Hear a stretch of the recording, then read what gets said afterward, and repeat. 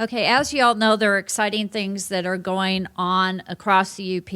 We've heard from the natural resource sector. We've now heard from the university and the smart zone sector. And now we're going to hear from some of our public sector folks. These are the people with the boots on the ground. They're moving through the UP, and they're providing services. Many of them are of value. We have Michigan Works, has been mentioned several times here. And now we have our chair of the Upper Peninsula Economic Development Alliance.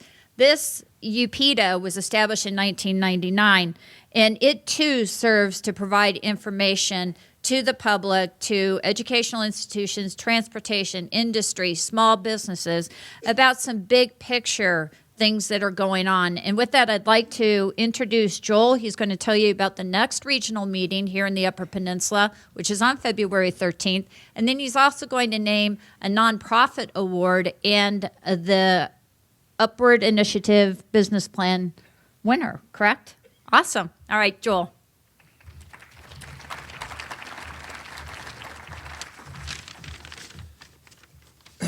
I feel a lot better about my involvement in some of the clusters in the UP now with the new definition that Marilyn provided that I wasn't clear on before. So I'll be able to move forward with that in my pocket now. So that was good. So the upcoming UPDA meeting that was referenced is February 13th. Some of the subject matter should be on the website shortly. There's going to be a legislative panel in the morning that's already, I believe, confirmed. We have Steve Arvold coming up, and it's going to have a young professional panel. And we're hoping to get some energy updates and seeing some of the impacts of the recent announcements. And we got Richard Vanderveen from the PACE program. So it's a pretty good agenda in place already that should be out shortly.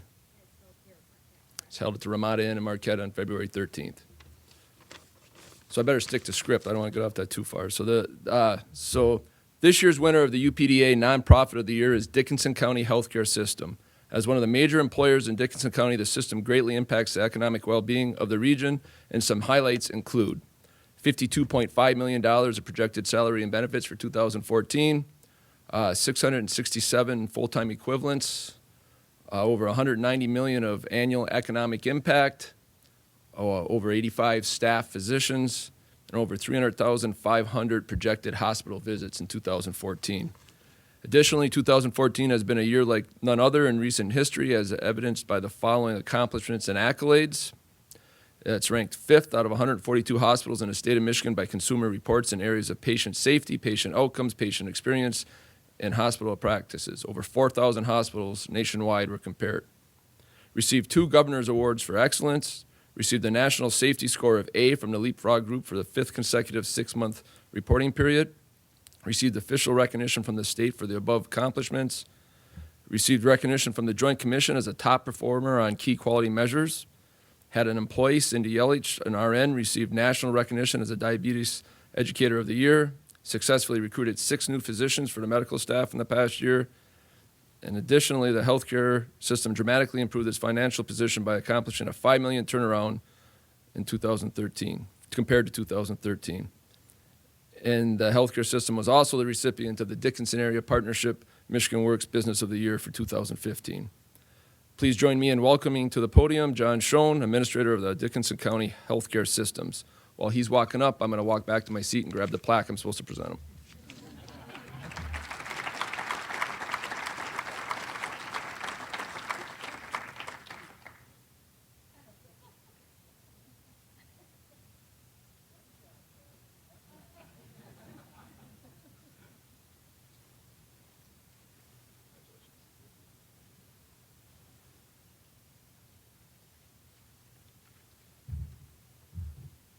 Well, thank you, everybody. We're very proud of what we've been able to accomplish as a healthcare system. It's kind of nice. I really don't have anything else to say. Everything that was just outlined is just the work of a lot of people.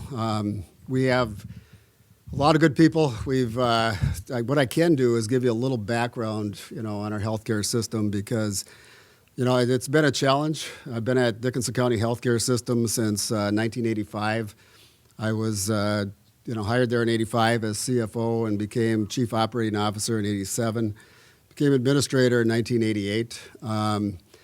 And those, there's a lot of faces from Iron Mountain and Kingsford area in the audience. And when you really take a look at, some of the struggles, being a county hospital, there's always a perception that, basically you are surviving on tax revenues. And one thing that we really took a lot of pride in as a healthcare system is we knew we needed a new hospital, and this was back in the probably late 80s, early 90s, and really started an effort to get the approval really from our county board, but the real approval was going to come from the financing agencies because we were not going to be tax supported. We were really striving to become very similar to a private not-for-profit hospital. That's the way we operate. And that's what we've done. We've been able to finance a $30 million new hospital. We've had 4 additions since we moved into the hospital in 1996. We pretty much doubled our employment. We went from about 325 employees to almost 700 today. We doubled our medical staff. We have 85 physicians on staff. We doubled our economic impact. And I think there's more we can do. I see Mike Fedrizzi here from Blue Cross, and I see others, associated with healthcare. And when you take a look at economic impact, there's a lot of care still leaving the Upper Peninsula, going to primarily Wisconsin.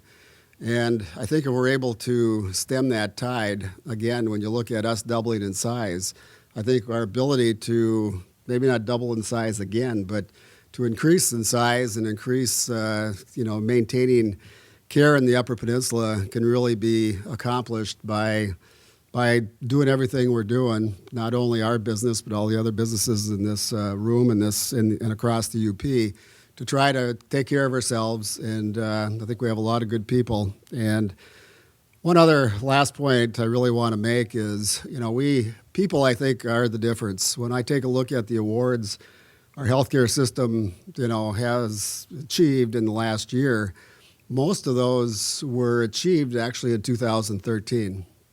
When you take a look at 2013, it was the worst year economically we had as a healthcare system.